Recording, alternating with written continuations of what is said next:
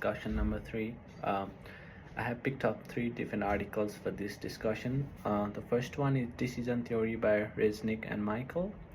I found this article very interesting because it explains decision theory as a mathematical, logical, and philosophical analysis process. And I do agree with that, right? There were three major breakdowns on this article. The first one is the utility theory, which is also known as probability calculus.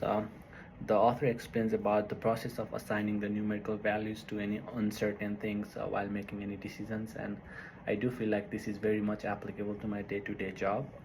For example, we always have the uncertainty in terms of the supply chain management in my job because of the geopolitical issues. So adding some kind of a numerical values to this kind of uncertainty, and making sure we have that buffer while making our decisions in terms of the project timing, cost, resources allocations, definitely help us to make a better decisions for us as a team, as a company, and it also helps to build a good relationship with the customers, right? So utility theory is applicable everywhere in our day-to-day job and in our personal life as well. For the second one, I picked up the game theory. The game theory talks about how to make a decision when outcome is also affected by other people working together. So this is a really interesting one because, while you're working for a bigger company that has a variety of cross-functional team, you gotta make sure there is a proper communication between the teams. All the team members are on the same page and trying to tackle the common problem, and we try to work as one single team to investigate the root cause analysis and solve any problems. So you all have to work as one team and making sure the products are made with the better quality effectively, and it fulfill the needs of the customers. And the last one on this article is the social choice theory. So it talks about how to combine the individual preferences into one group decisions. So there's always a different opinions, suggestions, and feedbacks that comes through from the variety of team members, but you gotta make sure you account for all of those feedbacks and try to deliver a decision that better fits for the company, better fits for its employees, and also bring an impact to the company. So this theory explains that no decision theory models are perfect. We always have to try to design a better system by understanding the trade-off and making sure it will give us the maximum output from that decision, right? So they're a very interesting topic on this article here. The second one today I'm gonna discuss is chapter number 11, Deadlock and Gardner and the super forecasting. This is a very intuitive one.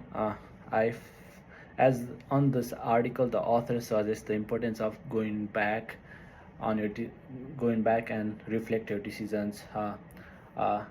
So I think this is very interesting one because every time we make some decisions, oftentimes we never go back and try to reflect what could have been done better, or what did you make a good decision or good or bad decision. So we never tend to go back and try to reflect our processes, right?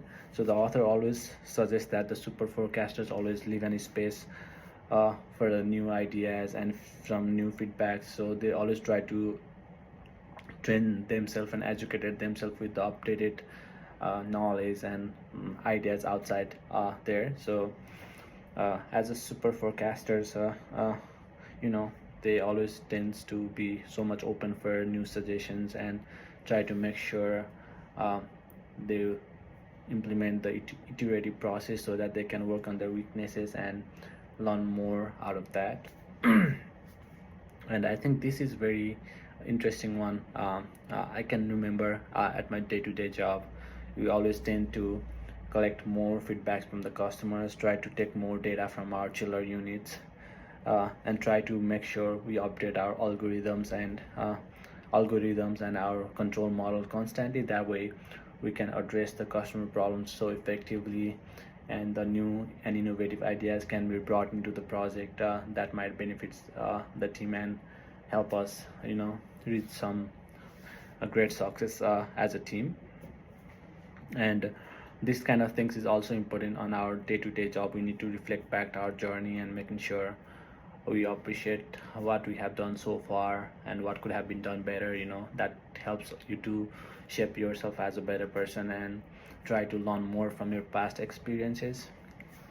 And the last article today I'm gonna talk here is Lee and Ashton personality article. So this article talks about the 6 major characteristics and attitude that one should have to make sure they are good at making a better decisions. The first one is honesty and humility. So this is talking about being sincere, fair, and straightforward to your decision at work or in your day-to-day life, right? So for example, would you flatter someone or be straightforward? So I definitely think this is an argument you can talk about, right? So being straightforward might be helpful. So being so sincere and respectful to your opinion and talk to someone with a straightforward approach rather than trying to flatter them and make the and make them made a decision in favor of you. This might not be a long-term solution and might not be a good solution to tackle any kind of problems.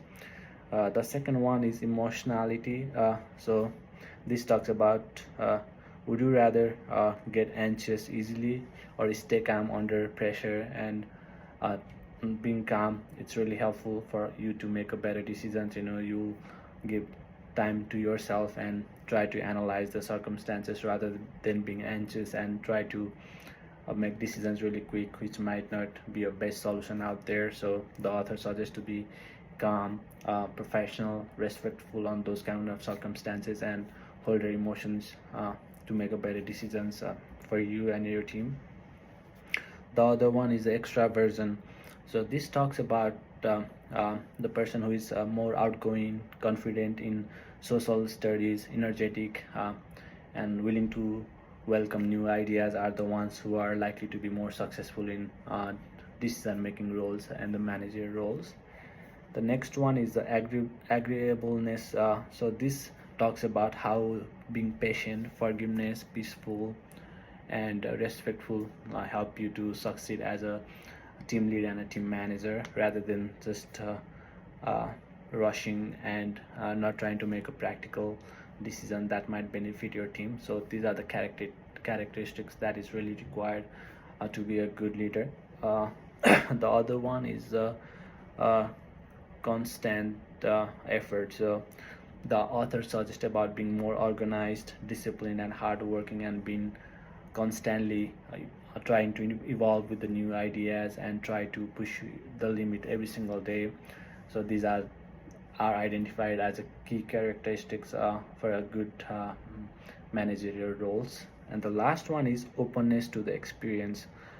So the author suggests about trying to be more creative, curious, and love the new ideas. This kind of approach definitely helps you to cope up with the variety of teams and be respectful for the new ideas. And once you are curious and trying to learn a different perspective there's always a way you can learn better and learn from the subject matter experts, right?